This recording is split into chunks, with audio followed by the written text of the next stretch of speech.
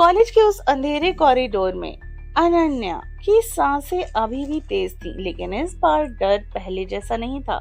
उसके हाथ में फोन था, स्क्रीन पर वही फोटो वाली खुली हुई थी। परछाई अब उसे कोई अलौकिक चीज नहीं लग रही थी, बल्कि साफ दिख रहा था। वो कोई इंसान था, कोई जो जानबूझकर उसे डराने की कोशिश कर रहा था। उसने धीरे धीरे अपनी सांसों को काबू किया और उसी समय उसकी नजर सामने खड़े आर्यन पर गई। अब वो पहले जैसा रहस्यमय नहीं लग रहा था, बल्कि उसकी मौजूदगी में एक अजीब सी सुरक्षा थी। उसके खड़े होने का अंदाज, उसकी आंखों का कॉन्फिडेंस, सब कुछ बता रहा था कि वो हालात से भागने वालों में से नहीं है, बल्कि हालातों को कंट्रोल करने वाला इंसान है। अब समझ आई। आर्य ने शांत लेकिन गहरी आवाज में कहा।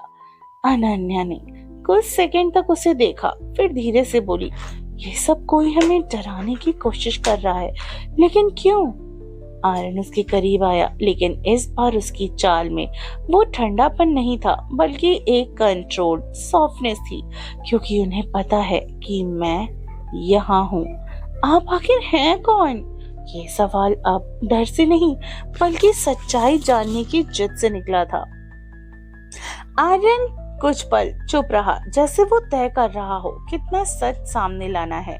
फिर उसने धीमी लेकिन साफ शब्दों में कहा, मैं यहाँ प्रोफेसर बनने नहीं आया अनन्या। उसकी आवाज में ऐसा वजन था कि आसपास की हवा तक ठहर गई। तो फिर? आर्यन की नजरें सीधा उसकी आंखों से टिकी हुई थी। मैं यहाँ आया हूँ सिर्फ तुम्हारे लिए। अनन्या का दिल एक पल के लिए रुक गया। बारिश अब धीमी हो चुकी थी और कॉरिडोर की खिड़कियों से आती वो ठंडी हवा उनके बीच की खामोशी को और गहरा कर रही थी। आप मुझे जानते भी नहीं, अनन्या ने धीरे से कहा, लेकिन उसकी आवाज में वो मासूमियत थी जो सीधा दिल तक पहुंचती थी। आर्यन हल्का सा मुस्कुराया, वो मुस्कान जो कम ही दिखाई देती थी। तुम सोचती हो मैं तुम्हें नहीं जानता? तो थोड़ा करीब आया। वो थोड़ा और करीब आया और फिर 5 साल पहले देहरादून की उन वादियों में एक लड़की बारिश में भीगते हुए हंस रही थी। अनन्या की आंखें फैल गई। तुमने एक छोटे से बच्चे को गिरने से बचाया था और फिर खुद फिसल गई। उसकी सांसें थम गई। आप वहां थे? आर्य ने धीरे से सिर हिलाया। तब से मैं तुम्हें भूल नहीं पाया। उसी पल पहली बार अनन्या के दिल में डर नहीं, बल्कि एक अनजानी सी धड़कन पैदा हुई। कॉलेज के बाहर खड़ी काली कार की हेडलाइट्स दूर से चमकती, जैसे किसी की निगाहें अब भी उन पर टिकी हो। आर्य ने एक नजर बाहर डाला और उसका चेहरा फिर से गंभीर हो गया। जो लोग तुम्हें देख रहे हैं वो कोई आम लोग नहीं है। मतलब ये कि तुम्हारी जिंदगी उतनी सिंपल नहीं है जितना तुम समझती हो। अनन्या कुछ समझ नहीं पा रही थी, लेकिन मैं तो बस एक मासूम लड़की। आर्य ने उसकी बात पूरी की और इस बार उसकी आंखों में हल्की सी मुस्कान थी। हाँ, तुम मासूम हो, लेकिन पूरी तरीके से नहीं। ये सुनकर अनन्या चौंक गई। क्या मतलब है आपका? आर्य ने जवाब नहीं दिया, बस इतना कहा, तुम्हें खुद अपने बारे में बहुत कुछ जानना बाकी है। अगले दिन कॉलेज का माहौल बिल्कुल नॉर्मल था, जैसे पिछली रात तो कुछ हुआ ही ना हो। लेकिन अनन्या के लिए सब कुछ बदल चुका था।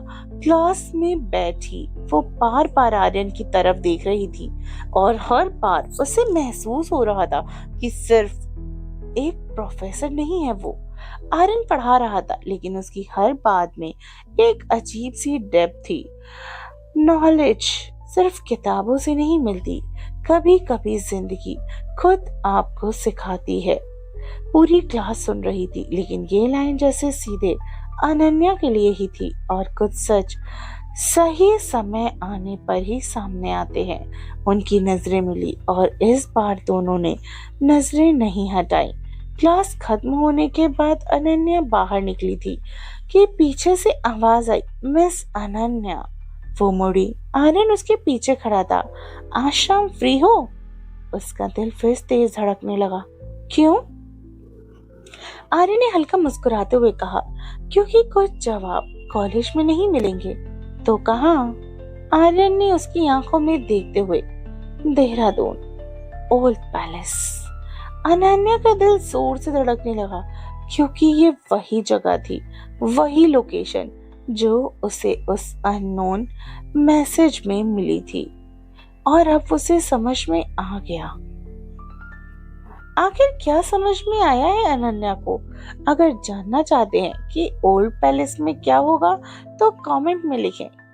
पार्ट 5 मिलते हैं कहानी के अगले एपिसोड में।